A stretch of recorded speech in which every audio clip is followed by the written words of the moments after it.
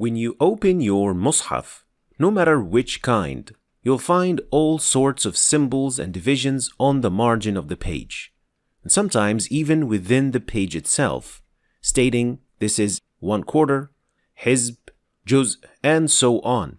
It is even kind of a known established fact among Muslims that the Quran contains 30 juz or parts. Some people even think that it is 30 because Ramadan is also 30 days. And among children, juz amma is the most famous. But have you ever wondered where that division came from? And why sometimes these divisions are different from one mushaf to another? Was the Quran divided like this by the Prophet, peace be upon him, or the Sahaba? Well, let's start by answering the last and the most important question. Was the Quran divided like this by the Prophet, peace be upon him, or the Sahaba? And the simple answer is no, they did not. In fact, the Sahaba divided the Quran into 7 juz, 7 parts only. Each part contains a number of whole surahs from beginning to end. So, part 1 contains 3 surahs, part 2 5, part 3 7, and part 4 9 surahs, part 5 11, and part 6 is 13, and part 7 is called Al-Mufassal. And to give you an idea where they start and end, part 1 contains Surah Al-Baqarah, Al-Imran, and Nisa, and the 5 surahs of part 2 from Al-Ma'idah to At-Tawbah, and the 7 surahs of part 3 are from Yunus to An-Nahl, and the 9 surahs are from Al-Isra to Al-Furqan. Part 5 then contains Ash-Shu'ara to Yasin. Part 6 is from As-Saffat to Al-Hujurat. And the 7th and final part starts at Surah Qaf till the end. And it is called Al-Mufassal, which in English is the separated part, because of the many frequent separations or basmala between each surah and the next, since the surahs from here on are much shorter in length. So this was the division made at the time of the Prophet, peace and blessings be upon him. The Quran was 7 parts, not 30. It didn't contain hizbs, quarters, 1/5, or any of these divisions. So now there are 2 main questions. If that was a division at the time of the Prophet, peace be upon him, where did that other division that we have today come from? And is it then bad or haram to do it otherwise?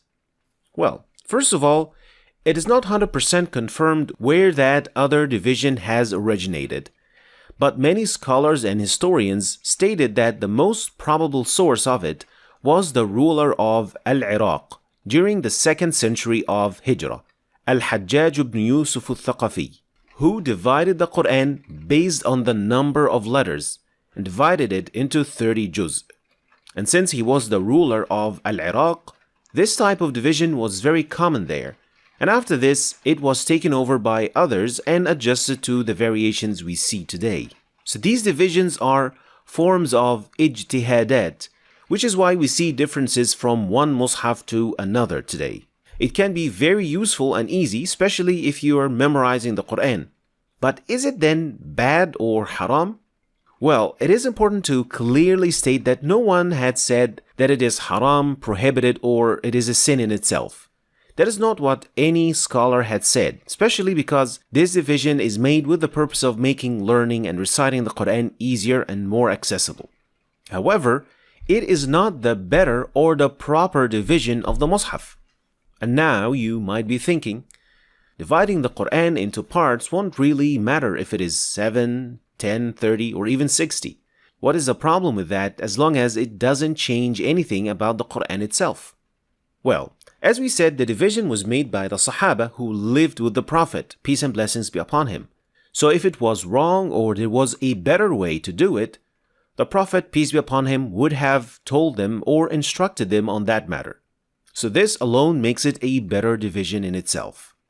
Secondly, this division includes whole surahs in it, which means that if you want to read 1 juz, for example, and then stop, this won't result in splitting the surah and start or stop where it is not an optimal place to do so.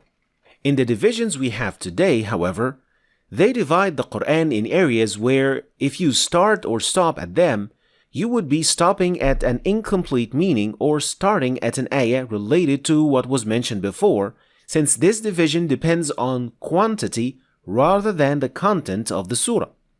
For example, if you want to start reciting at juz number 5, you will read at an ayah that is actually added to the previous one, which is supposedly then at the end of juz number 4. So starting here doesn't really convey the complete meaning. You have to start from before. And the same thing happens if you start at juz number 9. You will actually find yourself in the middle of the story of Prophet Shu'aib. And examples are many. Here's another at the start of a quarter in juz number 22, which from the translation you can obviously see that this ayah needs more context to know who the ayah is talking about and to whom is this message, unless you of course start reciting from before it. So following this division closely by stopping or starting with it, especially if you are in prayer, makes you read the Quran in a way that is not really meant to be. More importantly, it gives the wrong idea that as long as it is the start of a juz or hizb or so, that it will be okay to always start or end there, even in prayer. That's why the phenomenon of reciting part of a surah from the middle or the endings of a surah during prayer, which is extremely common these days, was almost never heard of at the time of the Prophet, peace be upon him, and his companions. What they did was that they would recite, for example, Surah Qaf, and that would mean that they would recite it from beginning to end, without splitting it. In the prayer of Fajr on Fridays, the Prophet, peace be upon him, would recite As-Sajdah and Al-Insan, which means he would recite the full surah, one in each rak'ah, not a part here and a part there. And when Umar ibn al-Khattab would lead prayer in Fajr, he once prayed with Yusuf and Al-Hajj, which means that he read the full surahs from beginning to end. That's what they were used to. Not necessarily a long surah, but a full surah. So this was the norm to them. Reading a part of a surah in prayer once in a while is fine, since it was reported that the Prophet, peace be upon him, once did that in prayer for Surah Al-Baqarah and Al-Imran. But it was never reported that it was the thing that he would do normally. So constantly reciting parts and endings of surahs during prayer is not closer to the sunnah.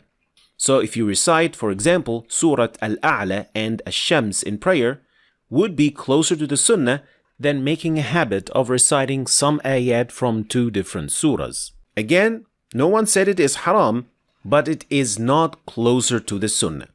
That's why the Sahaba followed the divisions of surahs revealed by Allah, and in their division of the Mus'haf, they included whole surahs, and they didn't randomly split the surahs according to how many letters or words you have read.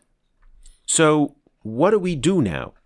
Well, first and foremost, don't take the current division we have today as part of the revelation that has to be followed closely when reciting the Quran.